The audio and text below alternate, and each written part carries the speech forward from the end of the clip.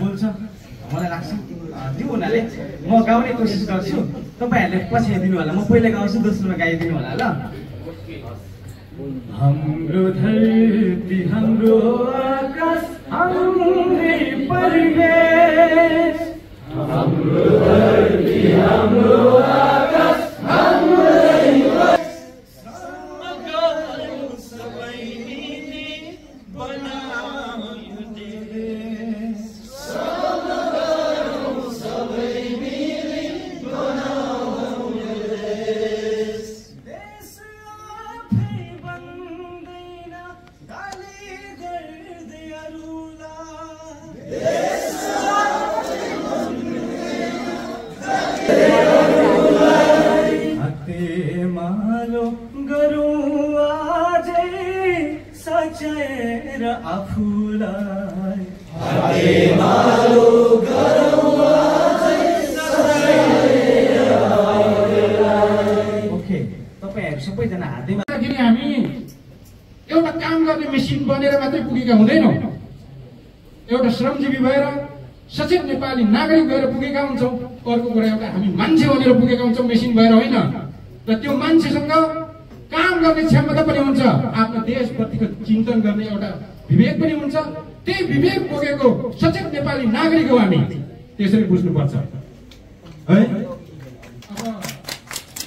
अध्यक्षमा सुभाष चन्द्र योङहाङ उहाँ पनि सर्वसम्मत हुनुहुन्छ उहाँलाई पनि म अगाडि ल्याउँछु लाएर लगाइदिनु होला त्यसै गरी उपाध्यक्षमा प्रदीप राई उहाँ पनि सर्वसम्मत हुनुहुन्छ उहाँलाई पनि म अगाडि ल्याउँछु त्यसै गरी उपाध्यक्षमा भीषण चेन्जोङ उहाँ पनि सर्वसम्मत हुनुहुन्छ उहाँलाई पनि म अगाडि ल्याउँछु त्यसै गरी सचिवमा दिपचन्द राई उहाँ पनि सर्वसम्मत हुनुहुन्छ म उहाँलाई पनि अगाडि ल्याउँछु त्यसै गरी सहसचिवमा दुर्गा चेन्जोङ उहाँ पनि सर्वसम्मत हुनुहुन्छ म उहाँलाई पनि अगाडि ल्याउँछु त्यसै गरी कोषाध्यक्षमा शकुन्तला राई उहाँ पनि सर्वसम्मत हुनुहुन्छ उहाँलाई अगाडि ल्याउँछु त्यसै गरी सहकोषाध्यक्षमा सुनिल साम्पाङ हुनुहुन्छ उहाँलाई पनि म अगाडि ल्याउँछु त्यसै गरी प्रवक्तामा हेमबहादुर आले हुनुहुन्छ उहाँ पनि सर्वसम्मत हुनुहुन्छ उहाँलाई पनि अगाडि ल्याउँछु त्यसै गरी सदस्यहरू यो चाहिँ केन्द्रीय कमिटीको सदस्य हुन्छ सदस्यहरूमा क्रमशः भवानी विक्रम नेवान अगाडि आउनु होला सर लाएर त्यसै गरी चन्द्र प्रसाद राई केन्द्रीय सदस्य उहाँ पनि अगाडि आउनु होला लिङमा छेदन भोटा केन्द्रीय सदस्य कृपया बजाइराख्नु होला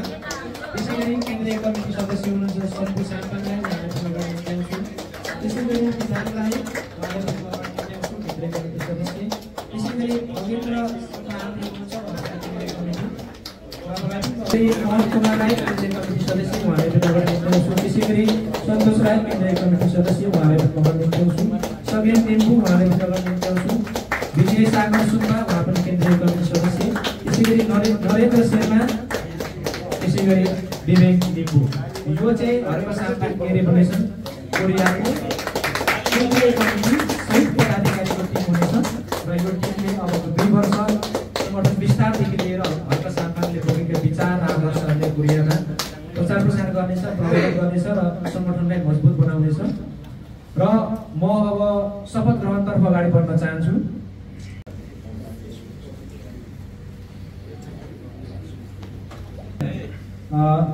म हर्क साम्पाङ रेभोल्युसन कोरिया संगठनको नवनिर्वाचित प्रकृति र संस्कृति र प्रविधिलाई विकासको आधार र मोडलको रूपमा आत्मसात गर्दै सत्य निष्ठा र त्यागका साथ आफ्नो जिम्मेवारी निर्वाह गर्ने शपथ लिन्छु म हावा पानी र माटोलाई सम्मान गर्दै मानवता सह अस्तित्वको बाटोमा अगाडि बढ्ने प्रतिज्ञा गर्दछु म श्रमको उच्च सम्मान गर्दै संक्रान्ति गर्नेछु विविधतालाई एकताको शक्तिमा बदल्ने संकल्प गर्दछु म प्रविधिको सकारात्मक प्रयोगद्वारा नयाँ पुस्तालाई सम्भावना अवसर र सिपको बाटोमा र हिँडाउने बाचा गर्दछु। व्यक्तिगत स्वार्थभन्दा सामूहिक हित महान हो भन्ने आत्मविश्वासका साथ म संगठन र समाज र राष्ट्रको हितमा अटल रहने प्रतिज्ञा गर्दछु।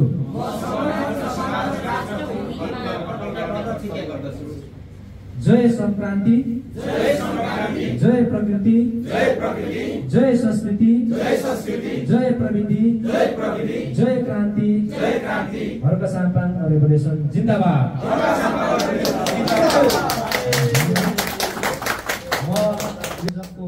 तर्फबाट हाम्रो उपस्थित सम्पूर्णमा जय श्रमदान।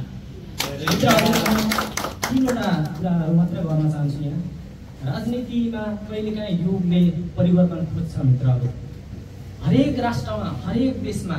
कहिलेकाहीँ परिवर्तन खोजिरहेको छ। त्यो परिवर्तनको सम्भावनालाई आज तपाईँ हामीले अँगालेका छौँ, कसम खाएका छौँ र हामी नितान्त व्यक्तिगत स्वार्थभन्दा माथि उठ्छौँ र राजनीति गर्ने भनेको आफ्नो कठिन यात्रालाई सुरुवात गर्नु मित्रहरू। यदि तपाईँहरू कठिन यात्रा सुरुवात गर्न सक्नुहुन्न भने राजनीतिमा आउनु हुँदैन। किनभने आज हामीले यहाँ कार्यक्रम गर्दा गर्दै अब हामीलाई यति नराम्रो कमेन्टहरू आउँछ, त्यसलाई हामीले सहज स्वीकार्न सक्नुपर्छ। किनकि प्रकृतिबाट हामीले एउटा आइडियोलोजी हर्क साम्पाङले निकालेको प्रकृतिले यस्तो कुरा सिकाएको छ नि मित्रहरू। माथि माथि लेकमा उभिएका गोब्रे सल्लाहरू हावाको झोकाले जरैदेखि पल्टिन्छन्, तर निगालोको रुखहरू निहुरिएर फेरि उड्छन्, किनकि निगालोको रुखले निहुरिन जानेको छ मित्रहरू। त्यसैले हामी जहिले पनि निगालो हुनु सिक्नु पर्दछ। यदि ढ्याङ्ग्रे सल्लाह, गोब्रे सल्लाह भयौँ भने हामी ढल्छौँ जरैदेखि, हामी निहुरिन हामीलाई सिक्नुपर्छ। प्रकृति भनेको त्यस्तो कुरा हो मित्रहरू। सिपी भन्ने यहाँलाई थाहा छ होला। सिपी भनेको यस्तो चिज हो, हिरा मोती जहर एउटा बनिन्छ नि मित्रहरू। त्यसको बारेमा अलिकति अध्ययन गर्ने हो भने प्रकृति के रहेछ भन्ने कुरा हामी त्यत्तिकै पनि हामीलाई थाहा हुन सक्छ मित्रहरू। अनि अर्को प्रविधि भन्ने आजको युगमा जो अहिले समय जो हामी एउटा हातमा मुठीमा विश्व हामीसँग छ, मुठीमा एउटा मोबाइलमा विश्व हामीले जति पनि विश्वलाई हेरिरहेका छौँ। प्रविधि भनेको त्यस्तो हो। अर्को कुरा संस्कृति भनेको यस्तो चिज हो जुन संस्कारमा मान्छेहरू हुर्किए आए त्यो नै सिक्ने हो। यो कुरालाई हामीले एकदमै अवलम्बन गर्छौँ र अब सबैभन्दा मेरो अध्यक्षको तर्फबाट